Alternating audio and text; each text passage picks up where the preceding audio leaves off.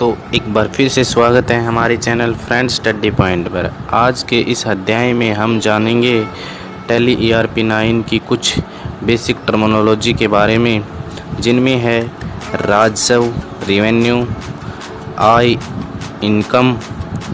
ये दो प्रकार की होती है, प्रत्यक्ष आय डायरेक्ट इनकम और दूसरी होती है अप्रत्यक्ष आय जो इनडायरेक्ट इनकम कहा जाता है। बट्टा या छूट डिस्काउंट, ये भी दो प्रकार के होते हैं। एक व्यापारिक बट्टा ट्रेड डिस्काउंट, सेकेंड नगद बट्टा कैश डिस्काउंट। डूबत या ऋण बैड डिबेट्स, ट्रांजैक्शन लेन देन और प्रमाणक वाउचर, इन सब के बारे में हम बारी बारी से जानेंगे। पहला है रेवेन्यू राजस्व। गुड्स या सर्विस को मार्केट में सेल करने से प्राप्त होने वाली आय को रेवेन्यू कहते हैं। आय नेक्स्ट, किसी भी माल को सर्विस को मार्केट में सेल करने से उससे जो रेवेन्यू प्राप्त होता है उसमें से एक्सपेंसिव खर्चे को घटाने के बाद राशि बचती है, उसे आय या इनकम कहते हैं। ये दो प्रकार की होती है, प्रत्यक्ष आय डायरेक्ट इनकम, वह इनकम जो हमें मुख्यतः व्यवसाय से प्राप्त होती है। जैसे हमारे पास सोप इंडस्ट्रीज़ की दुकान है, इसमें जो आय प्राप्त होगी वो डायरेक्ट आय होगी, जो कि सोप इंडस्ट्री से हमें जो भी आय हमें प्राप्त होगी वो डायरेक्ट इनकम कहलाएगी।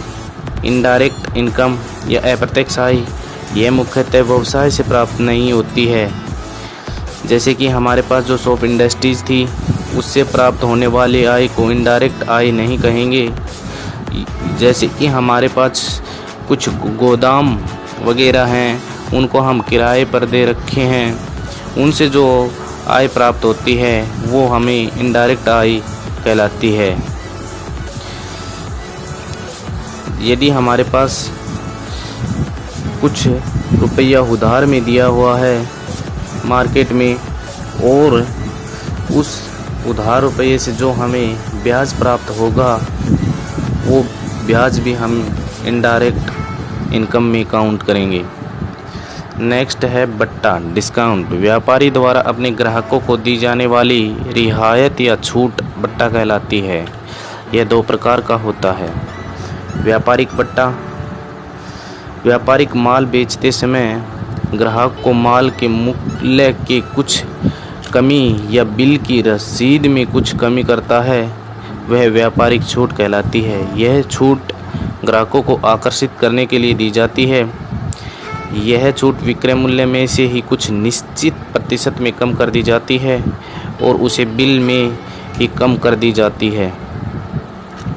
नकद बट्टा कैश डिस्काउंट, इसमें व्यापारी द्वारा ग्राहक को एक निश्चित अवधि में भुगतान करने के लिए छूट दी जाती है और ग्राहक उस निश्चित अवधि से पहले ही भुगतान कर देता है।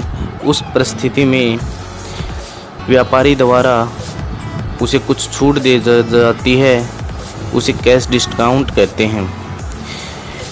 कैश डिस्काउंट के लालच में ग्राहक शीघ्र भुगतान करने के लिए प्रोत्साहन करती है। डूबत या ऋण बैड डिबेट्स, पूरी राशि देनदारों से प्राप्त हो जाए यह आवश्यक नहीं है। इसे उधार की रकम में जो वसूल नहीं हो पाती उसे व्यापारिक का डूबत या ऋण या बैड डिबेट्स कहलाती है। उदाहरण के रूप में व्यापारी ने राजू से 5,000 रुपये वसूलने थे, किंतु राजू के दिवालिया हो जाने पर उसे केवल 2,000 रुपये ही वसूल पाए। इस स्थिति में 2,000 रुपये व्यापारी की डूबत कहलाती है। यह व्यापार में हानि पहुंचाता है।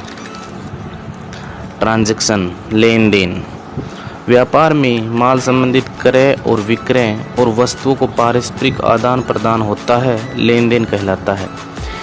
ऐसी स्थिति में सभी लेन देन मुद्रा में होते हैं या मुद्रा में मापे जाते हैं।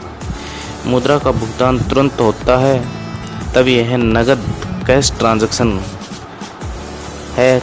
जब भुगतान भविष्य में किया जाता है तो उसे क्रेडिट ट्रांजैक्शन या उधार लेन देन कहलाते हैं। वाउचर प्रमाणक व्यापार संबंधित सभी व्यवहारों में लेन देन के प्रमाणकों के लिए जो डिस्काउंट लिए या दिए जाते हैं उन्हें प्रमाणक वाउचर कहलाते हैं। उधार क्रय विक्रय हेतु बिल रुपयों के लेन देन के लिए रिसिप्ट, बैंकों में जमा करने हेतु स्लिप या बैंक से रुपए निकालने हेतु चेक इत्यादि सभी वाउचर या प्रमाणक कहलाते हैं। इस प्रकार से हमें इस वीडियो में जानने को मिला कि हमें जो टैली की बेसिक टर्मिनोलॉजी होती हैं जैसे कि राजस्व, आय, बट्टा, डुब्बत, ट्रांजैक्शन, वाउचर, प्रमाणक, इन सब के बारे में जानने को मिला। यदि हमारी ये वीडियो पसंद आए तो लाइक करें, अन्य लोगों के साथ शेयर करें और हमारी आने वाली अगली वीडियो की नोटिफिकेशन पाने के लिए हमारे चैनल फ्रेंड्स स्टडी पॉइंट को सब्सक्राइब कर बेल आइकन को प्रेस करें।